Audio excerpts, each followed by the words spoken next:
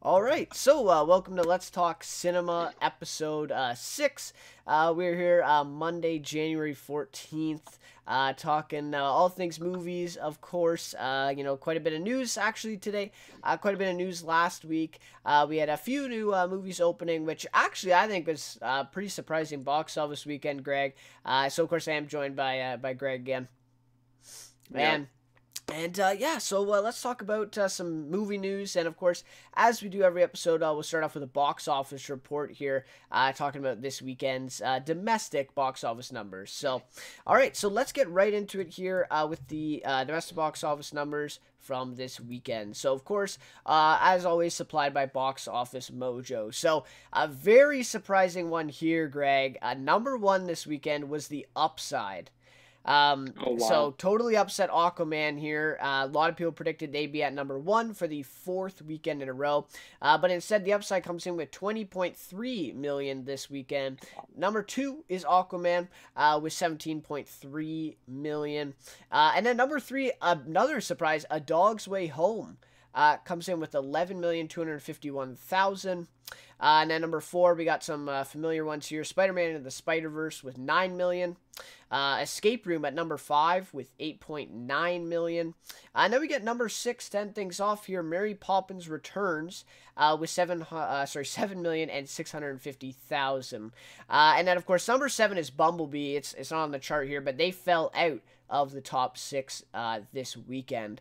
So just right off the bat there, like we acknowledged, I mean, The Upside, huge upset there for Aquaman.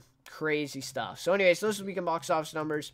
And so here's a couple things then that we will discuss. So first off, The Upside. Upside topped the weekend box office, dramatically outperforming all expectations heading into this weekend. While the reviews were very mixed, right? I don't know if you heard, but the critics' reviews, very mixed on this movie. I would say leaning toward negative reviews heading into this weekend, but the opening day audiences seemed to enjoy themselves as they gave the film an A on CinemaScore. So, what did you hear about this movie, and what do you think of this big surprise this weekend? Yeah, I haven't heard a ton, to be honest. I mean, I think the marketing campaign was decent. It had a decent size budget, but it wasn't massive. It's a January comedy. But I think you look at Bryan Cranston, Kevin Hart, two big names, especially Kevin Hart in the comedy realm. Some of the stuff going on with Kevin Hart, some of the controversy. His name's just going to get bigger. Yeah. Right. Yeah. I mean, I think it kind of surprised me. I wasn't sure how well this film would do, or I wasn't sure how good this film was going to be. But obviously, a really good opening weekend for a comedy, and I think it really left to see if it has legs, but it's a good start. Yeah.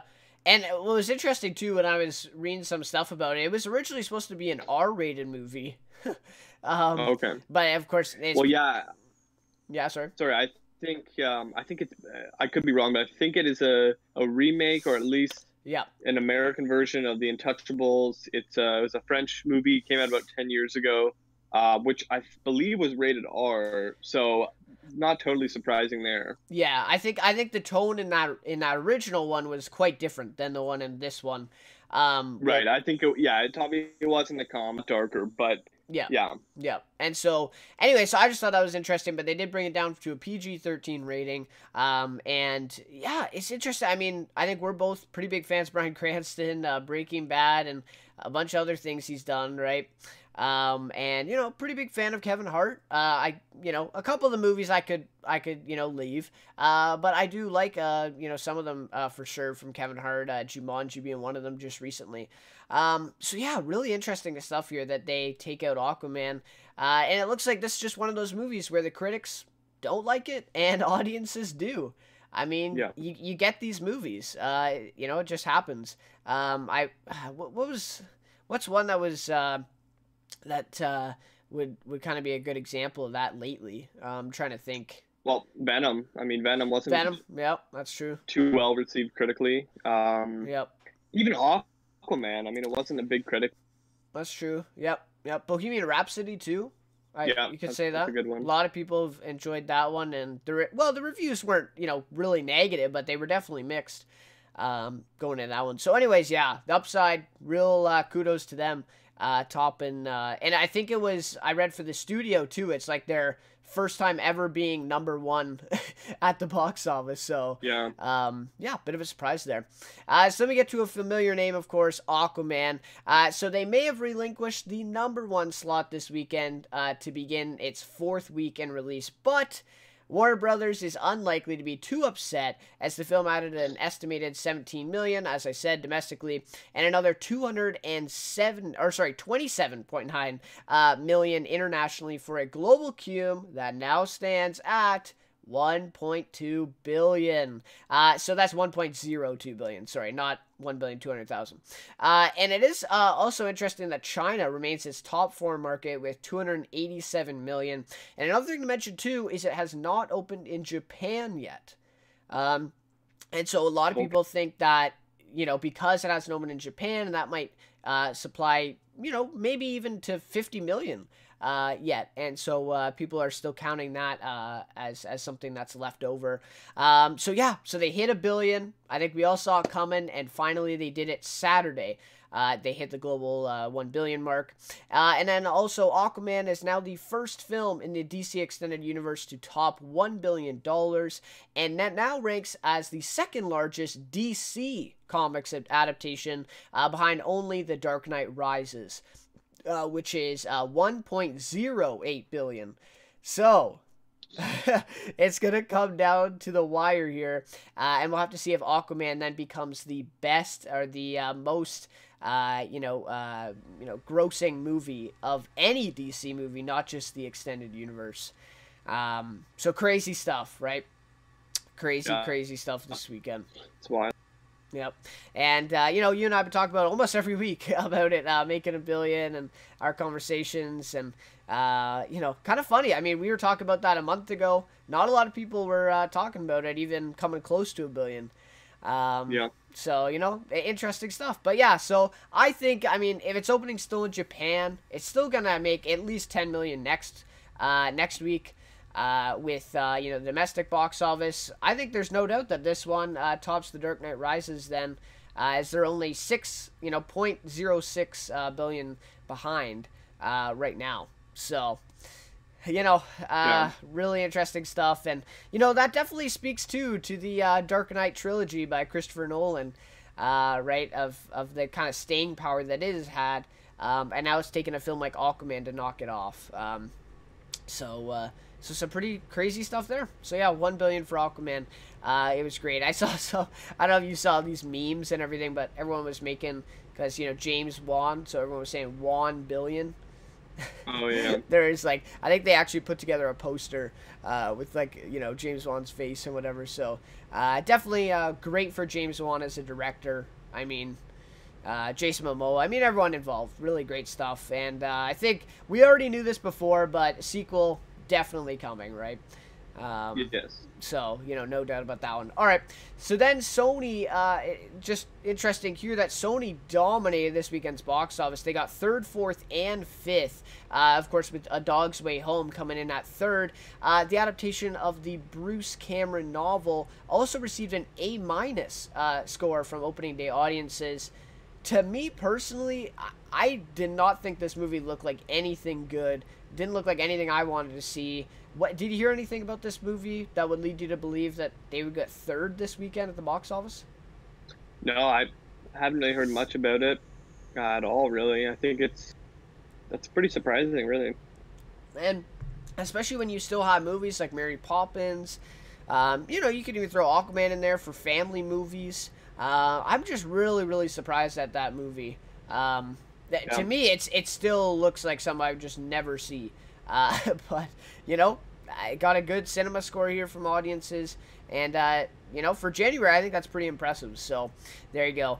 So then to end things off here, Replicas. So you and I talked about this, Keanu Reeves' new movie coming out this weekend. was a disaster. So Entertainment Studios' Replicas was pretty much destroyed by critics and audience alike, and they didn't seem to care for the Keanu Reeves starring performance either. And I got a C cinema score from audiences. So it shouldn't come as much of a surprise that it debuted with just 2.5 million this weekend. Wow. And this performance ranks as one of the worst all-time among films debuting in over 2,000 theaters. What, like, do you have an explanation for this and why it failed? I don't know. I mean, it's obviously critics are tearing it apart, audiences as well. I don't know. It's January. It's a slow month to begin with. You know. I guess so. It's pretty crazy. I haven't seen it or anything, but yeah, this movie. Well, I mean, wasn't really hyped all that much.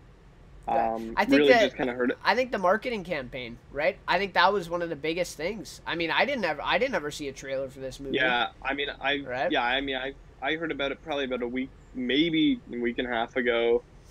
You know. Yeah, it's Keanu Reeves, a massive star, but exactly, and especially obviously, like coming off of John Wick Chapter 3 coming out this year, has a bunch of people hyped for that.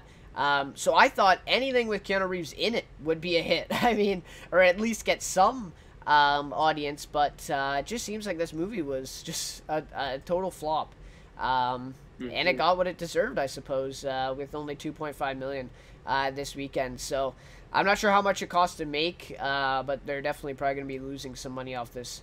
I mean, Keanu Reeves probably made 2.5 million just to. Yeah, I was thinking about it. Yeah, just to be in the damn movie. So that's interesting. So, anyways, a little bit unfortunate there. I wonder if some people. I think some people are just fans of Keanu Reeves, so they probably went.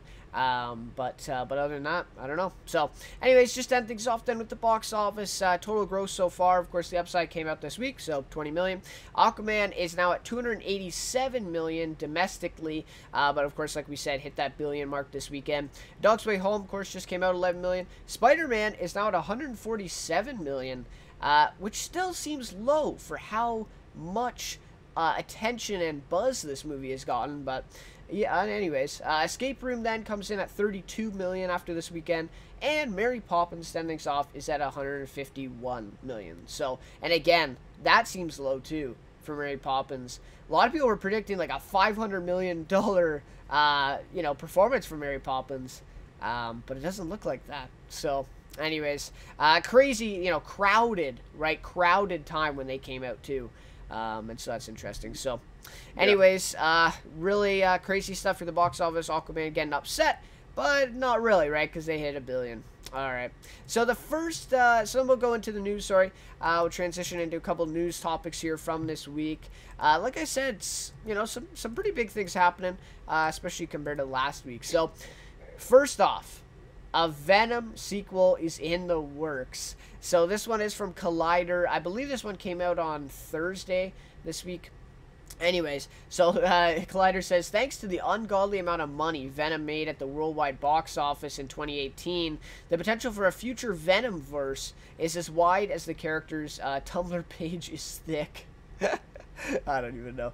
First up, Variety reports that a direct sequel to directors Ruben Fleischer's anti-hero tale is in the works at Sony with Kelly Marcel, who is the co-writer of Venom, along with Jeff Pinker and Scott Rosenberg. So she'll be coming back to pen the script then for the sequel. Tom Hardy will be back as the lobster diving Eddie Brock and the voice of his symbolic alien pal Venom. Michelle Williams will also be back, and Sony will kick off the search for a new director soon, as Fleischer will be brains deep. He's filming Zombieland 2. I don't know if you heard about that one. That's actually interesting. Yeah. That they're making a Zombieland 2. But anyways, so obviously Venom, we talk about it a lot. A huge surprise at the box office last year.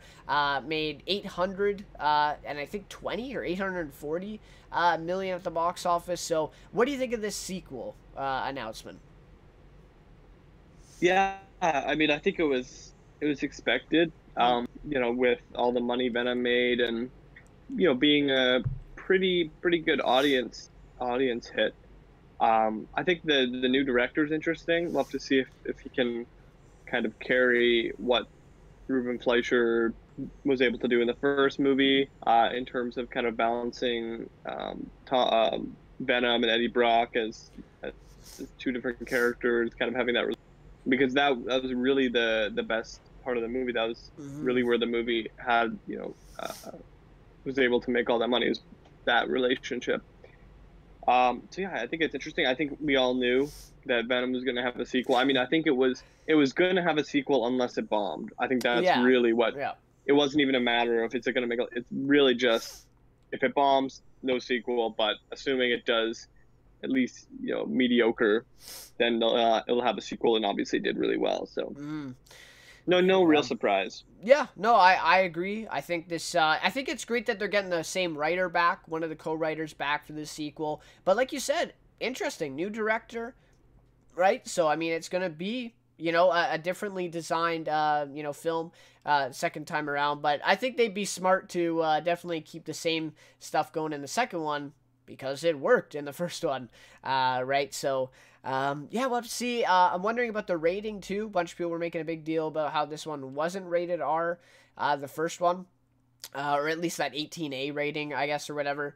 And so, yeah, so we'll have to see what the rating is then for the second one, and if they decide to go a little bit darker, like some of the audiences wanted. So that'll be something interesting, too. But yeah, I mean, neither of us have seen the first one. So it's a little bit difficult to comment on, what the storylines or the plots would be. But in terms of, just a new director coming on, the same writer, I think what you said, it's not much of a surprise, right? After they did so well, that we'll see a Venom sequel. But they also make a mention here of a future Venom verse. Like, what are you picking up from that Venom verse? Yeah, I don't know. I think. Did they just mean sure. Like a trilogy, or do they mean like separate movies now? I don't know. I think probably, for sure the franchise, the 3 movies. Potentially, I mean, yeah, you might see a team up with Spider-Man. That might be what they're kind of alluding to. I'm not sure. In terms of a future movie, I don't know. I mean, it's definitely a little bit ambiguous, but for sure, I think there's 3 movies. So. Other than that, I'm not really familiar with Venom comics, so I couldn't really comment, what other characters there'd be or whatever. I could just say that potentially Spider-Man, but we'll have to see. I mean, there's a lot of opportunity for Sony, but of course, Spider-Man might be a little bit complicated now with the Fox Disney merger. But it's true. We'll have to see. Yeah, that's going to be interesting, actually, how they decide to integrate that. Of course, everyone making a big deal about that, right? Everyone thought, well, you got to have Spider-Man in the Venom movie. And then they didn't, and then it still made $100 million. So we'll have to see. I mean, maybe that is what they're kind of leading to. Maybe we might even see something like that in the second movie. But like you said, I mean, got to, think about logistics, too, and think about how all that will go, especially with that new deal, like you said, with Disney. So, yeah, we'll have to see. I mean, eventually, maybe, I don't know, like Far From Home, or, no, Far From Home. Yeah, Far From Home. That's the new Spider-Man movie, right? Yes. And so we'll have to see. Maybe that, might play into Venom, and maybe eventually they'll kind of try to connect the two. Yeah, I don't know. We'll have to see. But anyways, Tom Hardy coming back as well, and Michelle Williams. That's great to hear. Both of them are coming back. So anyways, and interested about Zombieland too. Like I said, looking forward to that one. The first one, I really like that one. So yeah, it's a great movie. Yeah. I'm not sure if it's coming back in 2019. I would think probably 2020. Just because like I don't think they've even started production on it. But anyways, that's an interesting one too. All right, so yeah, that's the Venom sequel. If you're more familiar with the Venom sequel, I'd love to hear your guys' thoughts on that one too. And what kind of plot and storyline we could see going forward in that one. But yeah, so there you go. All right, so then next we have the Oscars. So this one's interesting. I think this news broke this week, and a little bit of a confusion here because some people were freaking out because what the Oscars. Okay, so basically the announcement is they will not have a host for this year's ceremony, especially because of the whole Kevin Hart debacle that happened. Now they're not going to have a host. But what also broke then is that they're going to get, kind of ensembles, I guess, from movies or, a combination of actors to do the different segments that a host would. And so I think one of the stories was that they were going to get the Avengers cast. I don't know if you heard about this. Did you hear about this one? Yeah. Yeah, but the Avengers cast, and everybody freaked out and thought that meant that the Avengers cast would be hosting the Oscars. But that is not the case. So basically what they wanted to do is just get the cast to do a couple segments or maybe even just one together, right, to do that. And I think that's a really smart move to get the cast together for Avengers. For sure. But anyway, so the Oscars, this was for Variety. The Oscars are poised to embark on one of the most radical reinventions in the award show's long history. For the first time in nearly 3 decades, it was 1978, I believe, is the last time that they did not have a host. Crazy stuff, right? So then producers will select a crop of A-listers to introduce various segments instead of relying on one marquee name to kick things off in a monologue filled with Trump singers, said the Insider. So, probably not wrong about that either. So, and then of course, as it stands, no new offers are out, nor are any expected to be made, especially after Kevin Hart's, like I said, the debacle. So, what do you think of them going with no host, first of all, for this Oscars? Yeah, I mean, like you said, it hasn't been done in like 30 years. Yeah. 19 is that what you said? 1988. Yeah, I mean that's crazy. Obviously, I think so. 78. So yeah, I think so. Yeah. That's nuts. I mean, Yeah. it's always such a big part. I mean, the monologue is pretty big and criticized or praised. It's always a massive part of the whole. I think it's. I'm not sure. I mean, I was never a huge fan of a lot of the hosts. I think some of them had good bits, a good monologue, but I think overall, I think it's going to focus a little bit more now on kind of award winners almost. I don't know. I mean, it's less kind of focus on the guy doing a monologue and doing his little bits. And now it's kind of more on, obviously the individual people, whatever ensemble they choose. So it's kind of a little bit of everybody. And then what I was getting at is focus a little bit more on the actual awards rather than, than the host. So yeah, it's crazy, right? I mean, after the whole Kevin Hart thing, I think a lot of us were pretty confident that not many, people would want to host anyways. And it just seems like they kind of gave up. They just didn't really send out any other, offers to anyone after the whole Kevin Hart thing kind of fell through. But it's interesting. Like you said, it's going to give an opportunity to get even bigger names, I think, which ultimately, I don't know. Like, we'll have to see how it goes. I think once the show is over and we've seen how it goes, I think we can better judge, how it went without a host. I'm kind of with you, though. I mean, the host is, let's be honest. I mean, outside of the monologue and maybe 2 or 3 other segments and maybe the ending bit, when they kind of send you off, they don't do a whole lot. I mean, every award is...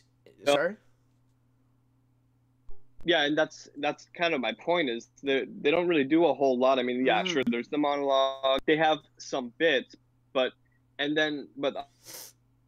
obviously the other part, I don't know, they still obviously have a lot to do, but and then my point was kind of it's always about the host, it seems. I mean, it's always, do we like was the monologue good? Was it bad? Was there enough politics? Was there too much? Like it's always so focused on the host who really doesn't do a whole lot. And so now I think it's going to be a little bit more focused. The stories is going to be, look who won or look who lost or stuff like that, rather than was the monologue good, 10 minutes of a 2.5, 3 hour long program. Yeah. No, I think Yeah, I mean, I think that's even better because it's going to give more focus to the awards, like you said. And you already have, I mean, you try to get some big names to announce like the award categories and stuff. And I mean, who's going to argue with the Avengers cast doing an opening monologue? I mean, pretty much everyone in as a movie fan is going to enjoy something like that. And Yeah. so, I mean, I don't think it's actually that big of a deal. I mean, I think obviously it's a big deal because it hasn't happened in 3 decades. But in terms of the actual show and the quality of the show, Yeah. it may not actually affect it too much.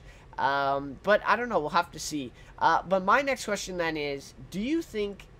I mean, I guess this is a little early, but do you think this may start a trend, and we might see either the Oscars or other shows kind of go with this idea of not, a single host for the show? I don't know. I find that hard to believe though. Maybe the Oscars, but certainly the Golden Globes. I mean, the host plays a massive role at the Golden Globes. It's just a little bit of a different vibe, the whole show. So I don't know if it would create a trend. Maybe with the Oscars, but with a lot of other award shows are a lot more relaxed kind of, and the host plays a little bit bigger of a role. So yeah, I don't know, but we'll see, I guess. Yeah, we'll have to see. Yeah, I don't know. It's just, if this situation is going to keep happening with like a Kevin Hart, the next person that they asked to host next year, same thing happens. I'm just thinking, maybe if this one goes well, maybe that's something that they explore going forward, or at least do something similar to this and have, for example, the cast of Avengers or something like that to do, a monologue or something like that at the beginning. But yeah, it's going to be interesting. I think, above all, I mean, most of us are just interested in the awards. So, right. I mean, at the end of the day, I don't think this is a huge issue. Some people are making a big deal out of it, though. Some people, really care. And good for them. But, yeah, I don't know. I'm kind of with you. I think that the host doesn't have all that much to do and probably won't make too much of a difference in this one.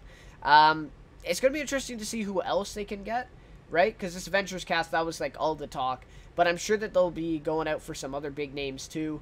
I don't know in terms of, specific movie casts, but definitely combinations of actors that they can kind of try and throw in there, for these segments. I think it's anybody's best guess who they could get.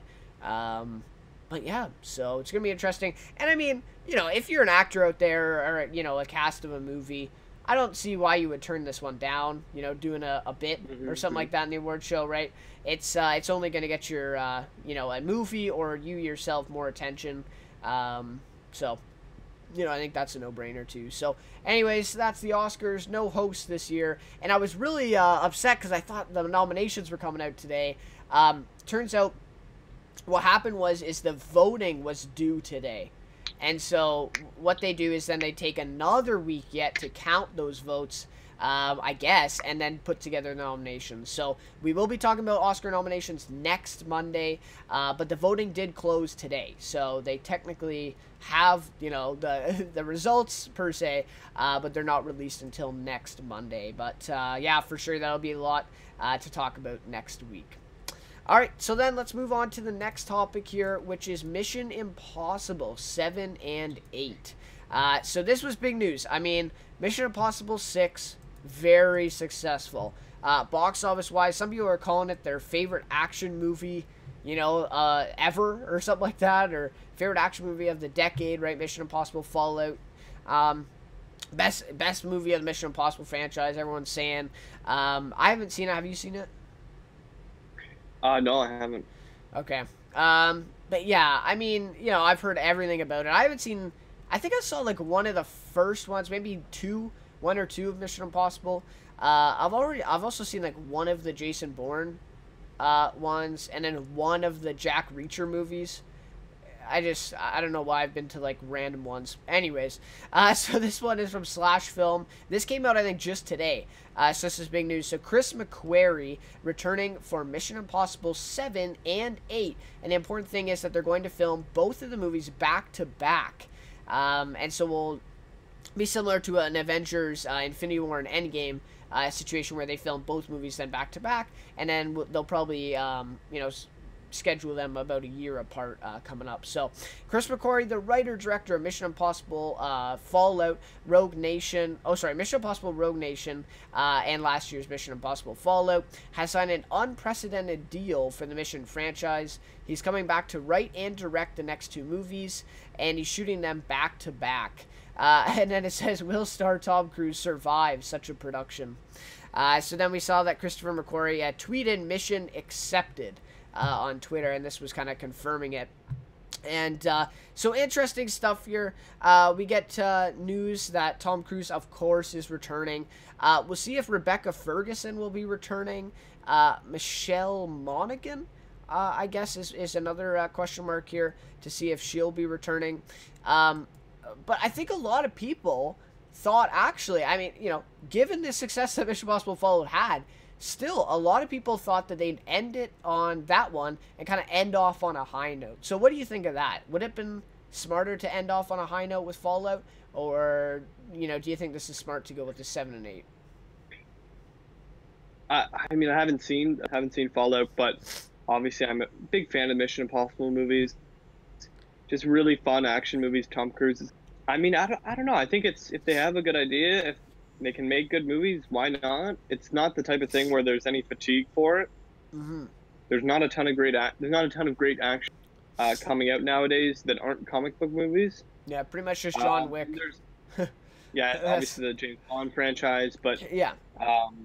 And Mission Impossible has done it so well for, I think the first one was in the 90s. I mean, they've done it so well for like a decade and a half or 2 decades. I think they should just keep going. Tom Cruise can make it through another 2 movies doing all its stunts. Why not? I mean, I think it's, I'm excited. I think they're great movies, and I think there's no reason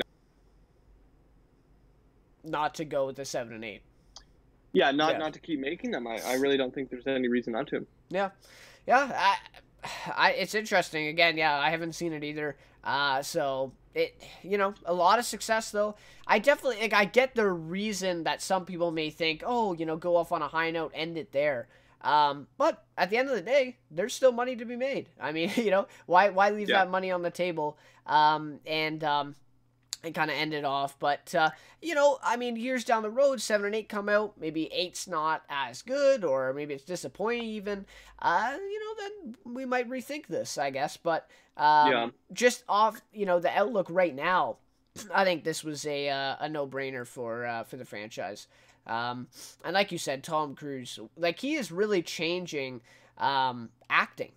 You know, like, he's doing, I think it was almost, he did all of his own stunts in Fallout, I think. He, like, jumped out of a plane. Like, that was actually him.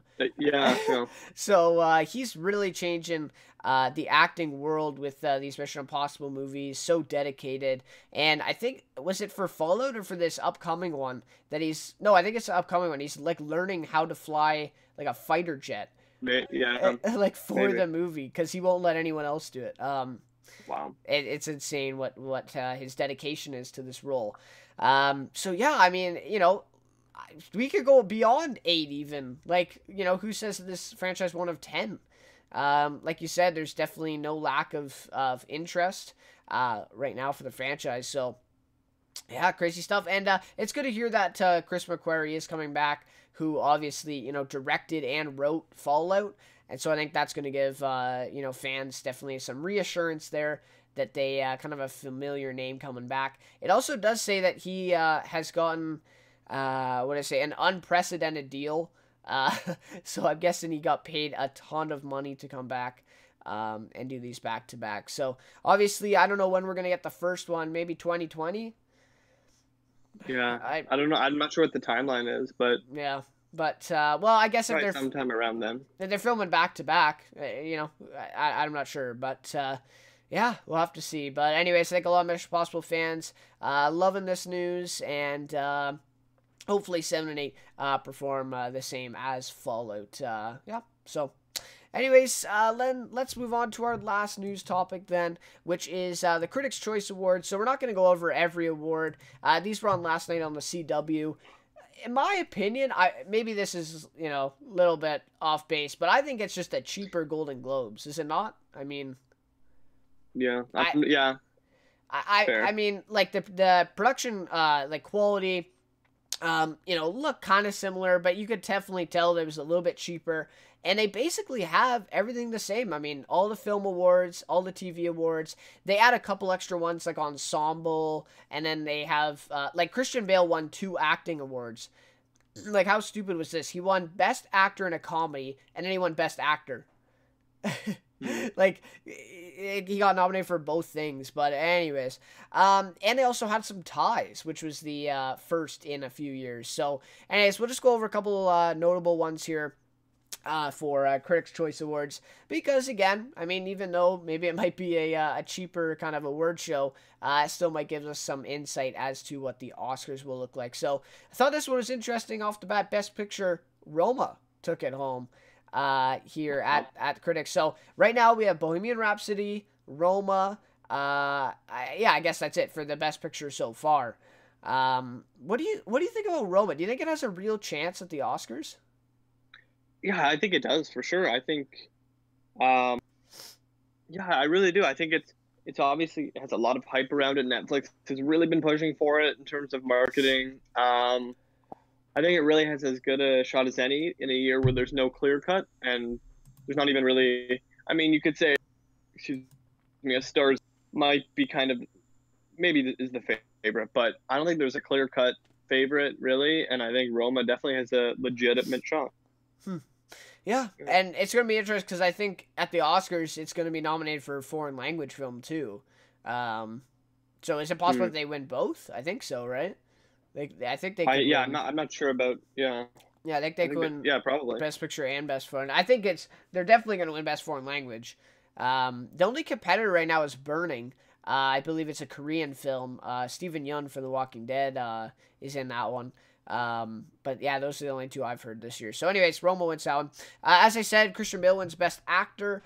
Best Actress is Glenn Close and Lady Gaga. They tied for Best Actress. So they both got up on stage and accepted the awards.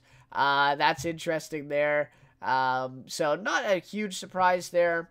I mean, Christian Bale's definitely going to compete, right, at the Oscars. I think he is. I think he's really has as good a chance as anyone. Yeah. In my opinion, I think for sure. Yeah, it's going to be interesting. I mean, like Christian Bale, Bradley Cooper, Willem Dafoe, Ryan Gosling got nominated here. He didn't get nominated at Golden Globes. Ethan Hawke, he's a shot for sure. Rami Malek, Viggo Mortensen. So it's a tough field. We got some really great performances there. And in the Best Actress, same kind of nominees. Emily Blunt, Glenn Close, Toni Collette, Olivia Colman, Melissa McCarthy, and also Yalitza Aparicio from Roma. So that was interesting too. Okay. Best Supporting Actor, Mahershala Ali won this one. I think these nominees are the exact same as the Golden Globes. Not surprising there. I still don't quite understand. I mean, I haven't seen the movie, but I still don't quite understand how Mahershala Ali is supporting actor. I thought from all those advertisements that he was the lead in Green Book, but yeah, I haven't seen it either. Yeah, apparently not. It might be one of those things where it's like they're kind of both lead, but they just kind of make him supporting act for awards. I don't know. I mean, I haven't seen it, but from the market, it looks like kind of a split performance between Viggo Mortensen and Mahershala Ali, but. Well, and you made a good point last week when you said that the movies themselves like for your consideration, right? And so that's probably something that Green Book did, right? In getting him in that category instead. But yeah, anyways. So Regina King wins Best Supporting Actress, which I really do think that she's gonna win at the Emmys. I can see it coming. Oscars. Or sorry, Oscar. Yeah, sorry, did I say Oh, Emmys? yeah. Yeah, Oscars. Yeah. Yeah. Yeah, I think she's probably the favorite. Because there's just been so much buzz around that movie, and also her. She's just coming off winning an Emmy, so yeah, I don't know. I really do see it, and it would be, I think, her third supporting actress Oscar if she does win, which is crazy there. And you know how they like the former winners, right? So, Right. and then I like this category, Best Young Actor or Actress. And of course, this was a no-brainer. Elsie Fisher from eighth grade For sure. wins this one. So yeah, no, Yeah. I think that was great. Who else was nominated for that? I don't even recognize any of these names. Okay. We had Thomasin McKenzie, Ed Oxenbould from Wildlife. I've heard of Wildlife, but I haven't heard of him. Millicent Simmons from Quiet Place.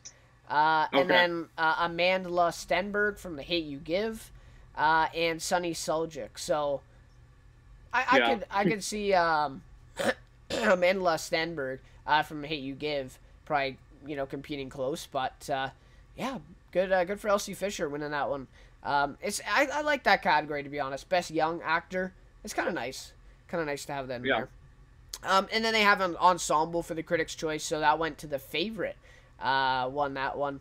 I think a lot of people saw Crazy Rich Asians was going to win, but yeah, looks like The Favorite won. I mean, you get Emma Stone, Rachel Weisz. Who else? I mean, Olivia Colman. Yeah. Like just those three alone. That's the thing. I mean, those three, I think, all could be nominated for an Oscar. I think that's entirely possible. So I think that's really a fair win there. Yeah, for sure. And then Best Director, Damien Chazelle got nominated for First Man, which I don't think he did at the Golden Globes. Honestly, I don't know about First Man. You and I thought first it was going to get a lot of Oscar attention, but I don't know. We'll have to see. But anyway, so Damien Chazelle, Bradley Cooper, Alfonso Cuarón, Peter Farrelly, Yorgos Lanthimos, The Favorite, Spike Lee, and Adam McKay. And Alfonso Cuarón takes it for Roma. And I think that's, I don't know, he's won the Golden Globe, now he's won this one. We'll have to see how he goes at the Oscars. I still think Bradley Cooper, he might be deserving, but I don't know if he will, especially because it's his debut film, but I don't know. We'll have to see that one. He's already on directing another film now. What is it called? Bornstein, I think, or something like that. So let's see, but yeah. Anyways, some people are talking about like Spike Lee for Best Director too. Yeah. So that's possible. That's not out of the question either. Best Original Screenplay goes to First Reformed, Paul Schrader.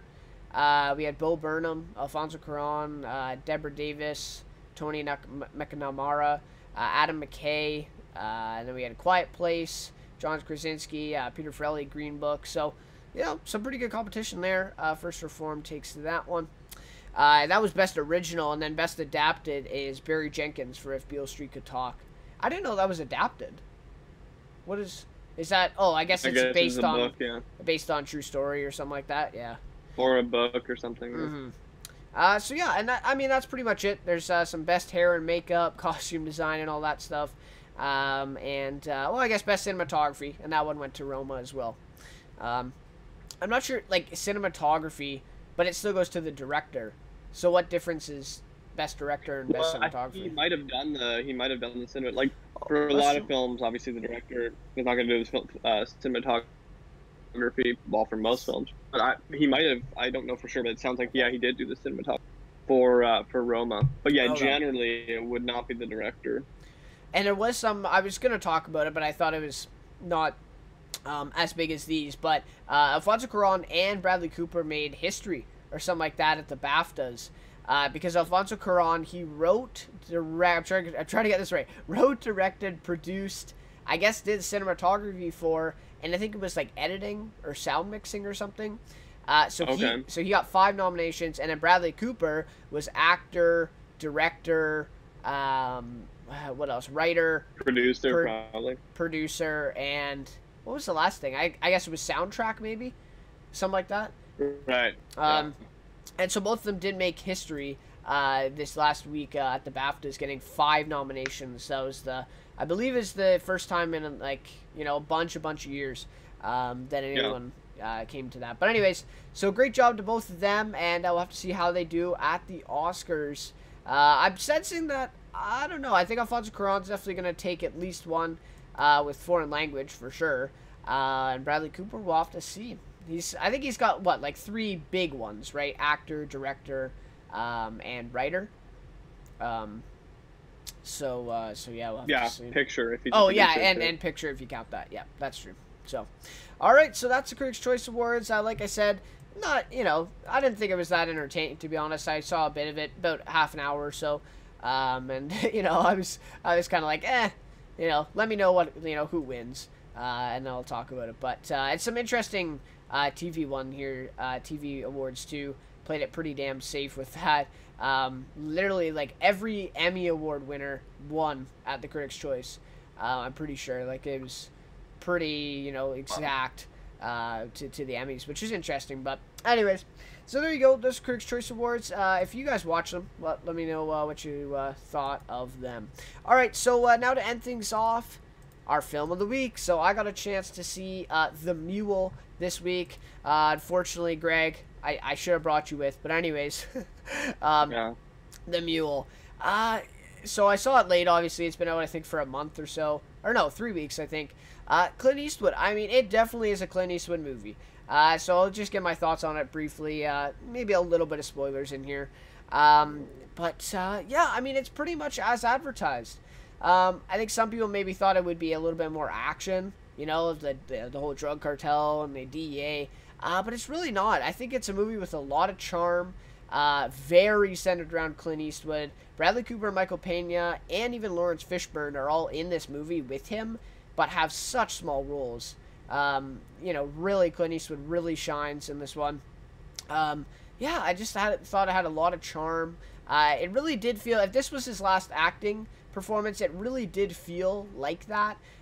Just the way that, he really committed to this role. He was really great.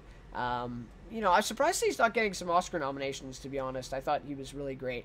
But yeah, overall, I mean, the tone in this movie is kind of, all over the place. We'll have a very, mellow moment where he's singing in the truck, driving, and then all of a sudden, a cartel member gets shot, for example, right? So it is a little bit kind of all over the place, and the ending isn't that satisfying for all the build-up that they kind of made. But yeah, I mean, essentially, the main point of the movie is kind of him, reminiscing with his family after all these years, and kind of reconnecting with them as he's, being this drug mule, of course. And that really works well. Like, that main plot of the story works very well. It's just the other stuff that's kind of sprinkled in there that doesn't quite work as well for me. But honestly, I enjoyed it a lot more than what some people have said. I really did. So, not the best Clint Eastwood movie. I would say his performance is definitely up there in some of his best performances. But yeah, so I don't know. What did you think? Like, just seeing the trailers and stuff, what did you think of this movie? Yeah, I'm interested in it. Clint Eastwood, great actor, great director. It's a nice kind of interesting cartel spin. Or interesting spin on a cartel movie. I was intrigued for sure. Yeah, like I said, I think it's pretty much as advertised. I think it really is. Although I will say some of the posters, those pictures where it's like him, I think, driving at night and like him with the hat on and stuff. I still am thinking back, but I don't think that was ever in the movie. Which is.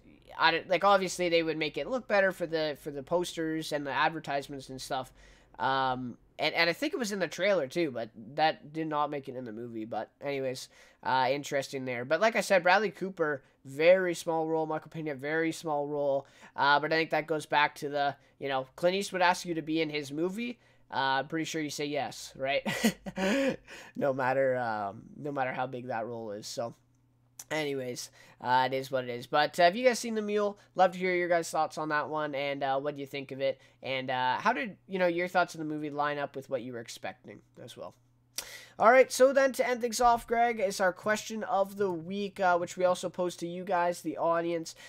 This one's interesting, actually, especially after Aquaman this week. So, which solo superhero film, that's important, solo superhero film will be the next to hit $1 billion at the global box office?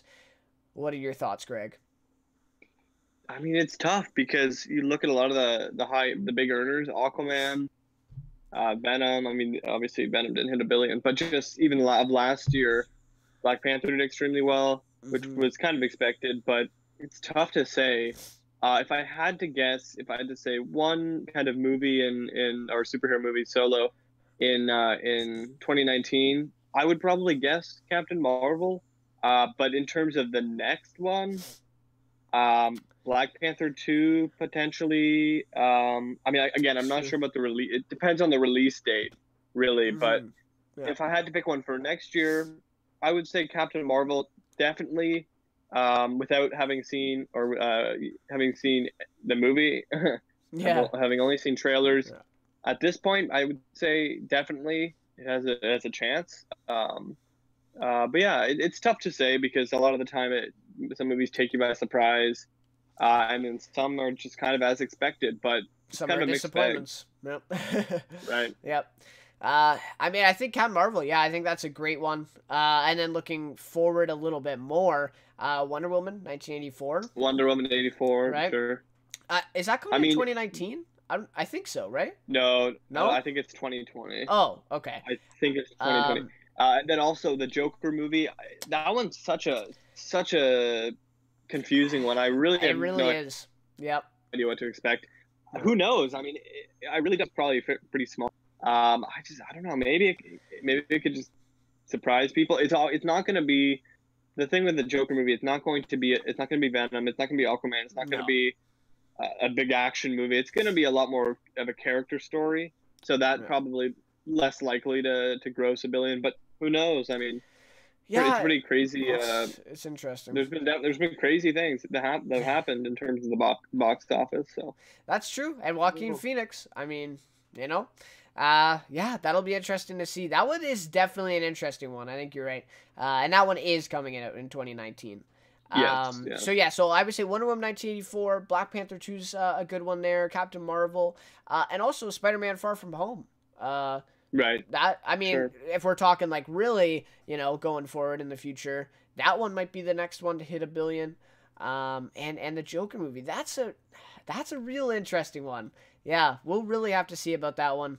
Kind of a more dramatic story, I think, right? Especially with an actor like Joaquin Phoenix, who some believe is like the best actor in Hollywood right now. So, yeah, it's gonna be crazy. I'm excited for that movie, I have to say. That looks. Yeah. It should be interesting. I really have no idea what to expect. And they've really not shown us much either at this point. So we've basically seen how he looks. That's about it.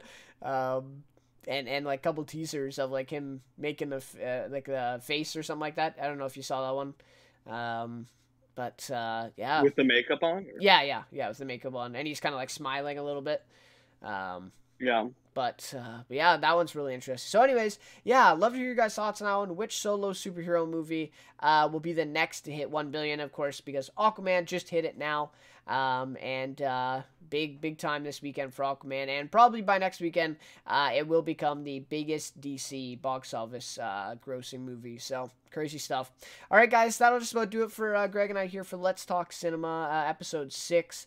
Of course, next week Oscar nominations week, so that'll be big. I believe that's coming out in the morning, so then we'll be back Monday night and we'll discuss of course the nominations and other news that comes out as well, of course, with the box office. Next week is Glass. Glass is the only big movie coming out next weekend. Of course, the Split and Unbreakable, sequel kind of thing by M. Night Shyamalan. So, yeah, that one's getting mixed reviews, so we'll have to see how that does to the box office next week. But anyways, guys, for us, that's about it. Thanks for watching, and we'll see you next week. See you later.